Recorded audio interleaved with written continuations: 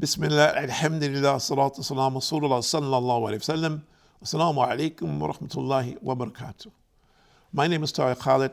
I'd like to welcome to our program here at Sharjah Media Corporation, Getting to Know Allah, and we hope by Allah's mercy that you know Allah, and Allah is part and parcel of your life. Surely He is our creator and our sustainer, and He will determine our condition after we leave this world.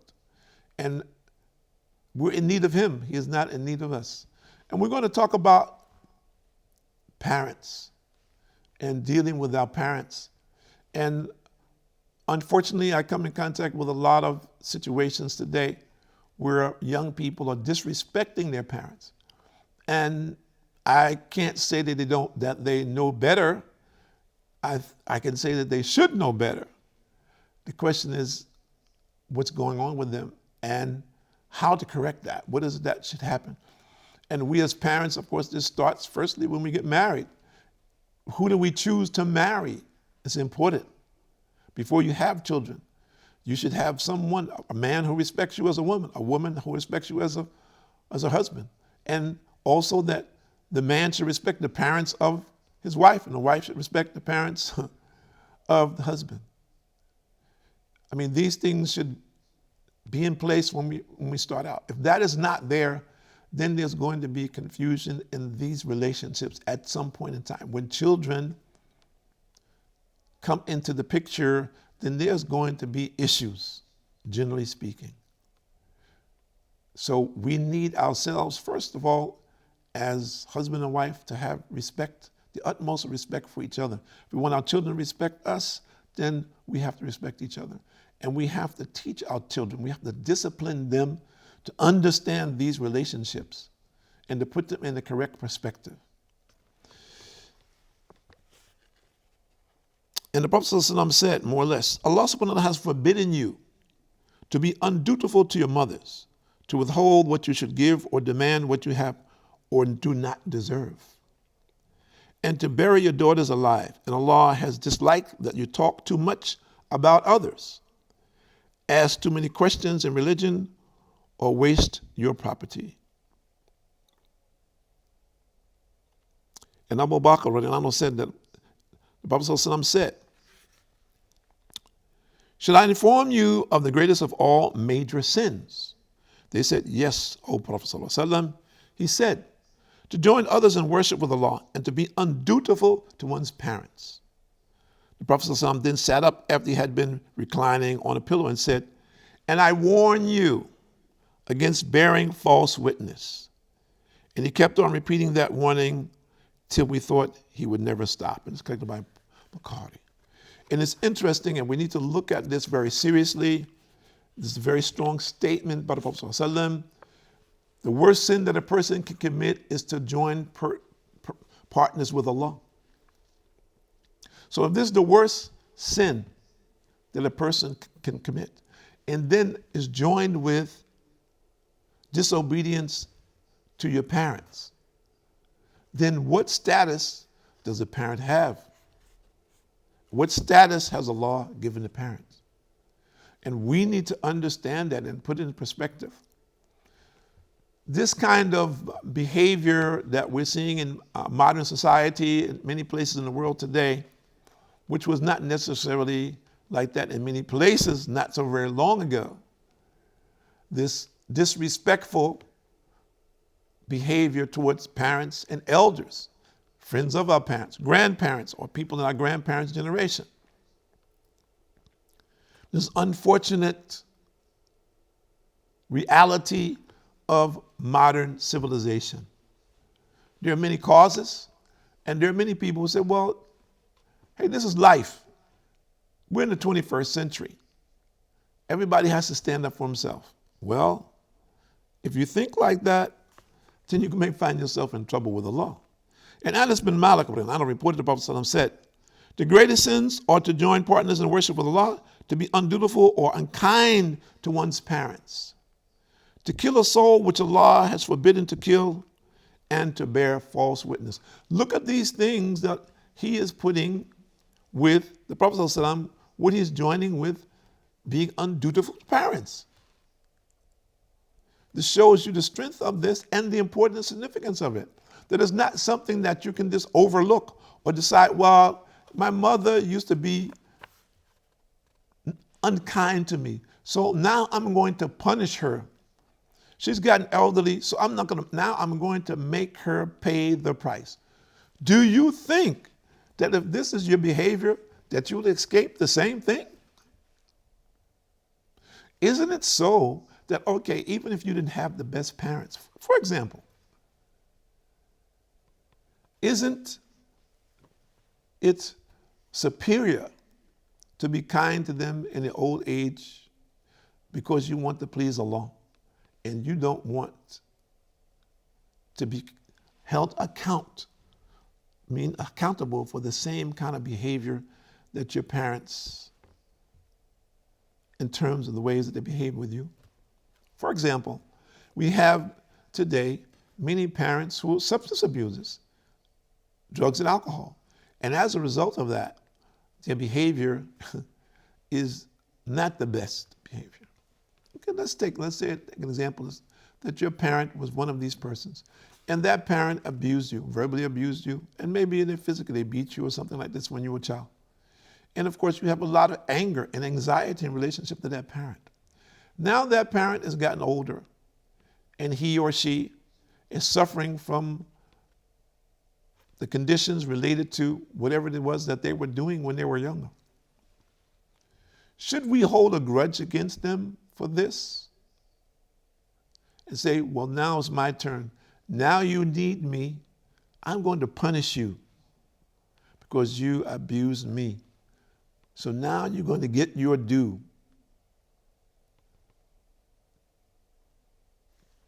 Or, which is better, to forgive them and encourage them to change, to invite them to obeying the commandments of Allah?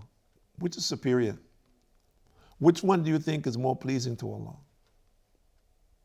Even, let's say, your parent was really, really very abusive, and you found that, well, I have to minimize my contact with him or her because they're so abusive. And they may even be abusive. For example, many of us who accept Islam, and parents disown them. This has happened with people. Or parents are very abusive to them and Islamically. But as Muslims, we understand something distinctly different than they do. That if their people continue like this and in disbelief, they'll end up in the hellfire. Is that what we want? And we know that only Allah is the guide of people. But yet and still, what should we do to try to facilitate that? So the first thing is we have to be patient with them. We have to endure whatever that might be. Second thing is we should pray and ask Allah to guide them. If the situation is so bad, then we'll leave it to this point. It says, okay, I'll pray to Allah to guide the person. I will do this sincerely and consistently. We should have somewhat a reality of what the hellfire is. Majority of the world today doesn't have a clue. Many of them think the hellfire, if they believe there is such a thing, first of all. There's many people, millions don't believe there is such a thing. But those who say, okay, we know there's hellfire, they think it's, well, I know I'm a bad person. So I'll just be with, all the bad people, my friends and other guys and girls that I used to be with. And okay, it's a hot place and we'll just be there together. They think it's that insignificant or that light. No, not at all. We need to understand that the hellfire is 70 times hotter than the hottest fire of this world. And that's the sun. So just imagine the condition in the hellfire. If we're thinking about people that we're just going to leave them because they mistreated me, and particularly family members, minimally, we should pray and ask Allah to guide them. And the Prophet ﷺ said, more or less, he who mentions the favors he has done, he who is disobedient to parents, and he who is addicted to wine will not enter paradise. And this is corrected by Nisai and Tormidi. So being unkind to your parents is associated with what? Mentioning your favors, disobedient to parents, and the one who's addicted to wine means he will not enter paradise. This is very serious. This is very serious. For everyone who's out there as a parent, we should look at this also. And how it is that we're raising our children. What is it that we're doing to get the help of Allah in raising our children? What is it that we want our children to be and aspire for? Unfortunately, in today's world, many people are just looking for material things for their children. They're not looking for the inner qualities. They're not looking for the qualities that are pleasing to Allah. They're not teaching them the value and importance of pleasing Allah. That whatever they do materially in this world is of real little value, even though it may be apparent to them, and people might be rewarding them and awarding them for all that they've done for society. But if they haven't done it with a sincere intention to please Allah, to help the people in society, then it's zero. If they don't know who is Allah, they're not worshiping Him, again, this is zero. It's of no benefit. If they're people who mistreat their parents and have no respect for their elders, again, it's in very serious trouble. So we need to understand these things. And let's look at some of the things that we should do. Talk to your parents politely and not say a word of disrespect to them, nor shout at them, but speak to them in gracious words. Think about that. I see some people shouting at their parents, screaming from the time that they're small children, and unfortunately, parents don't spend the time with them to discipline them, so they don't change. So they become adults, they're just like small children. They never change. They're shouting, they're cursing at their parents. They're blaming their parents for whatever, as the adults, they're blaming their parents in many instances for their own faults. Second point, obey your parents as long as they do not disobey Allah. Because a creature is not to be obeyed when that involves disobedience to Allah, when that disobeys Allah. So obey your parents in the things that are not in disobedience to Allah. And this also becomes a conflict in many instances for people who their parents are non-Muslims. Their parents who are non-Muslims don't understand the requirements Islamically, and they're involved in many different actions which Islamic are actually forbidden. And as a result of that, they don't understand them, and some parents are very forceful. And then others say, well, you said Allah is most merciful, so if you just come and have a drink with us, or, we're having a dinner, and we're going to have a ham. We're going to have a ham when we have big dinners, and we're going to have wine. So it's no problem. You sit up here, you just have one little drink and one slice of the ham. Your mom is taking a long time to cook it. And you said Allah is most merciful. Allah will forgive you. There's a person who doesn't understand this at all. His relationship with Allah is taking it very lightly. So we have to take the time out to try, and the opportunity to try to explain to them in a nice way why this is so. Why it is that I don't drink wine. Why it is that I don't eat pork. What is the conditions in relationship to these things? How would this impact my faith? And what would be my condition if I go back on my oaths to Allah, to obeying the commandments of Allah subhanahu wa ta'ala? Everyone understands oaths, even though they may not keep them or they may not themselves give them today. But when a person says that he's become a Muslim, he's taken an oath. And that oath, he's agreed that he's not going to do these forbidden things. He's going to tread as best he can on the correct path. Sure, there will be challenges, and that sometimes maybe he will fall, but he will pursue that path. And of course, along the way, there are those people who will attempt to entice him to lead him astray. Preserve the reputation of your parents, honor and money, and never take anything from them except with, of course, their permission.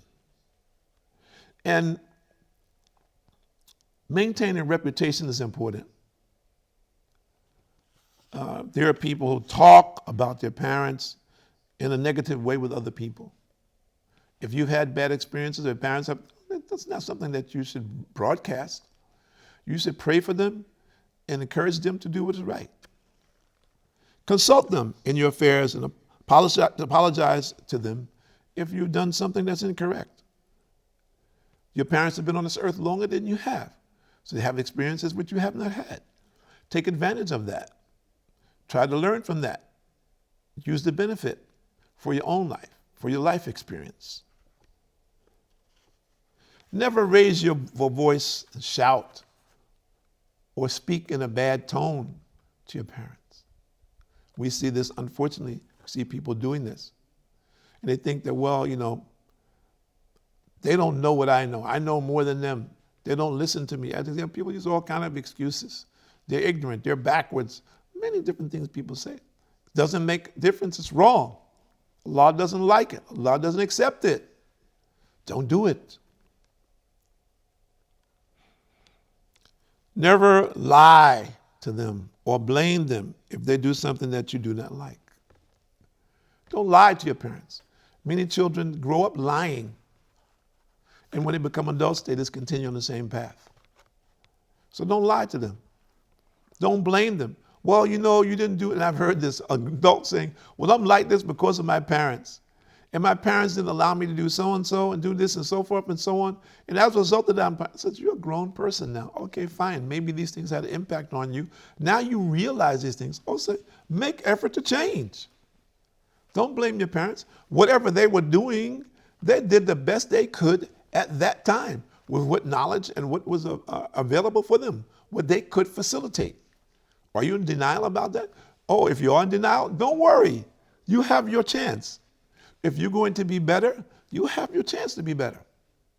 And if this is the rule, meaning that you're going by these guidelines and saying, well, my parents were like ABC, and I want to be better than them, that's fine. That's fine. Then do that. But don't blame them. You were not there in that living in the way they were living. You were not aware and conscious of the challenges that they were facing, maybe. So be patient with them and face the challenges that you have. We ask Allah to guide all of the people see these programs, that they may be among the parents that Allah is pleased with. And as a result of that, the children will grow up to be the best of parents. My name is Tariq Khalid. I'd like to thank you for joining us here at Sharjah Media Corporation on Getting to Know Allah, Getting to Know Your Lord. And we hope that everyone out there is getting closer and closer every day to the obedience of Allah subhanahu wa ta'ala for the sake of their own souls and to receive Allah's abundant mercy. Assalamu alaikum wa rahmatullahi wa barakatuh.